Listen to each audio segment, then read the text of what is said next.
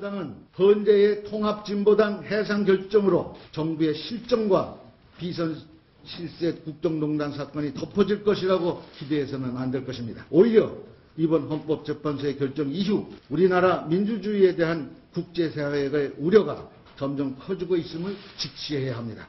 세계 헌법재판기관 베니스위원회가 이번 헌재 결정문을 보내달라고 요청했다고 합니다. 우리는 우리의 민주주의 수준을 국제사회가 검증하겠다는 것으로 벌써 그 자체가 스스로 민주화를 쟁취해낸 우리 국민의 자존심을 상하게 하는 일이라고 저는 생각합니다.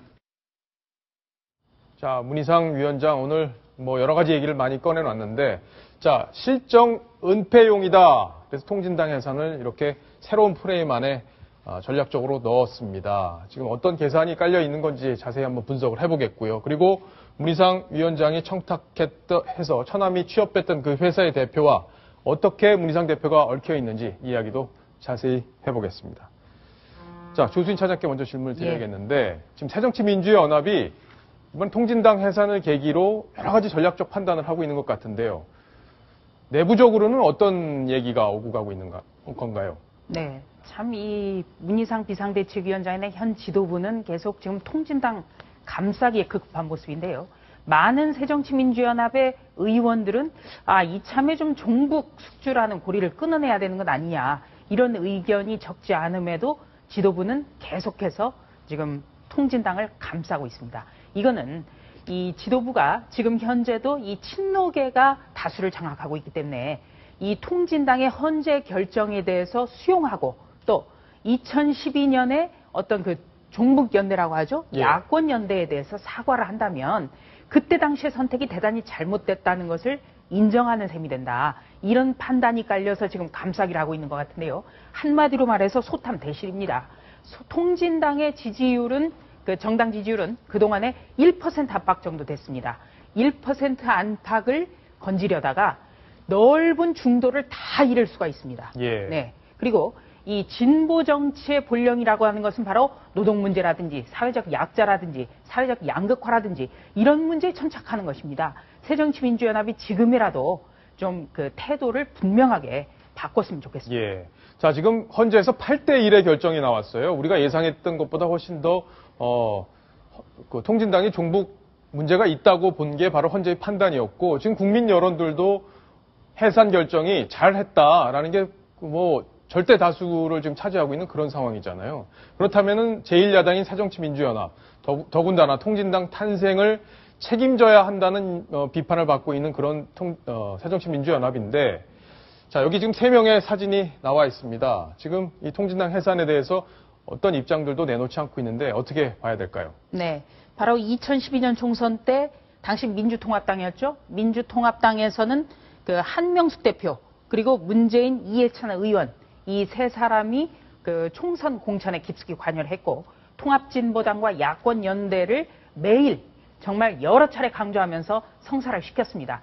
이 세 분들이 단 한마디도 지금 통진당 결정에 대해서 하지 않고 있기 때문에 바로 이 종북 논란은 끊어질 수가 없는 겁니다. 예, 새정치민주연합이 앞으로도 비슷한 전략을 갖고 밀어붙이지 않을까 이렇게 생각이 되는데, 자, 이동희 차장, 이제부터는 문희상 비대위원장 얘기를 좀 구체적으로 좀 해볼게요.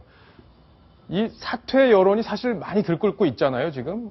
자격이 있는 거냐 이런 얘기들이 나오고 있는데, 처남을 지금 대기업에 청탁해서 취업을 시킨 건데 지금 이렇게 계속 대표직을 유지해도 되는 겁니까?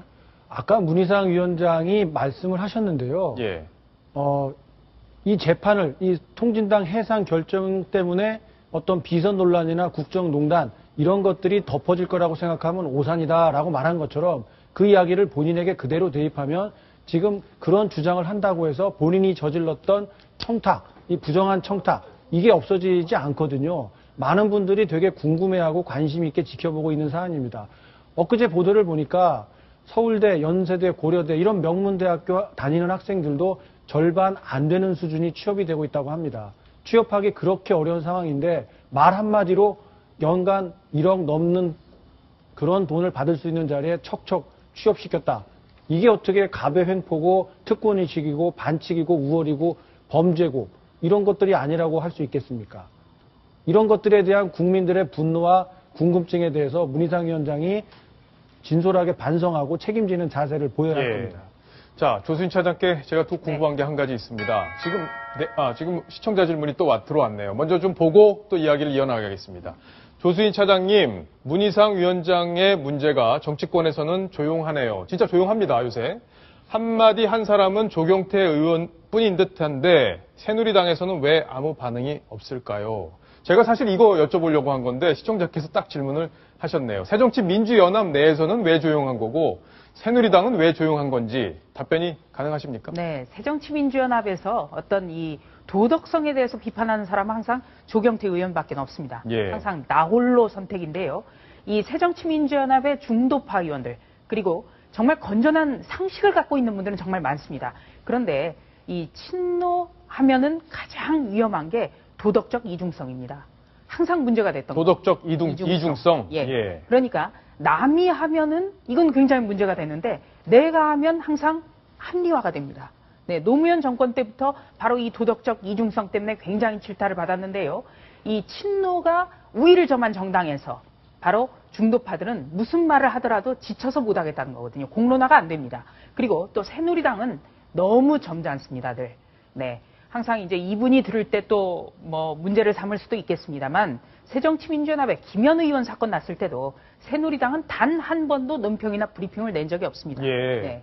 아마 새누리당의 어떤 그 너무 점잖은 그런 당의 정체성에서 그 오늘날의 어떤 이런 일이 벌어지지 않는가. 그래서 제가 며칠 전에 전직 검찰총장 한 분을 만났는데 새누리당 보면 참 흥미롭답니다. 아마 이번에 새누리당의 어떤 대표급 인사가 이런 의혹을 받았다면 새정치연합에서는 대한항공 특검하자 이런 주장도 폈을 거다. 예. 예. 굉장히 당의 체질이 다르죠. 당의 체질이 많이 다릅니다. 저도 새누리당 오래 출입했는데 정말 왜 아무 얘기가 안 나오는지 국민 입장에서는 좀 답답하거든요. 그리고요. 문희상 비상대책위원장은 항상 나는 친노다. 이 점을 굉장히 강조를 하거든요. 예. 그러니까 새정치민주연합에서 친노 아닌 사람들이 어디가 있냐.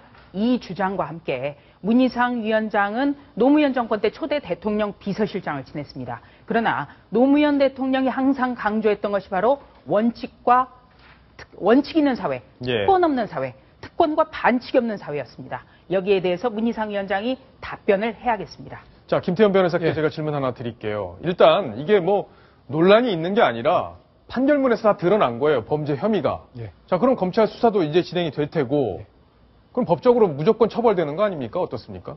결국은 이제 문희상 위원장에게 씌울 수 있는 혐의가 제3자 뇌물공여라는 것인데, 그러니까 제3자 뇌물공여가 어떻게 되냐면 공무원이 이제 부정한 청탁을 받아서 제3자로 하여금 뇌물을 받게 했을 경우 처벌을 합니다.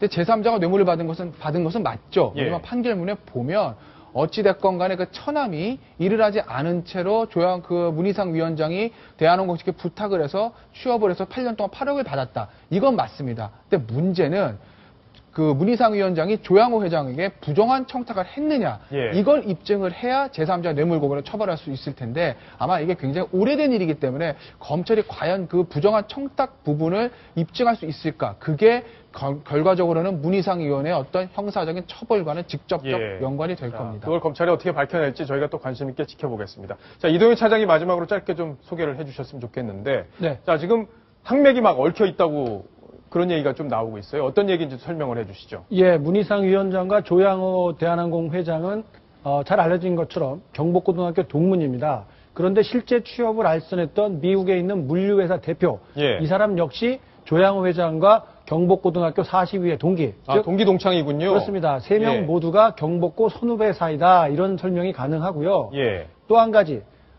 이 조양호 회장과 이 물류회사 대표는 미국에서도 남가주대라는 그 학교를 같이 나온 또 동문이라고 합니다. 그러니까 고등학교, 대학 모두 같은 데를 나온 아주 절친한 사이다라고 해석이 될 수 있겠죠. 자, 그러니까 절친한 친구한테 권력자의 처남을 맡겼다. 이런 해석이 가능할 듯합니다. 자, 야당 대표, 지금 도덕성이 생명입니다. 명백하게 드러난 부분이 있는 그런 혐의, 검찰 수사까지 지금 받고 있는 상황인데 사과 한마디로 끝낼 수 있을까요? 자, 법적 책임과는 별개로 정치적 책임도 분명하게 져야겠습니다. 자, 이번 소식 여기까지 마무리하겠습니다. 자.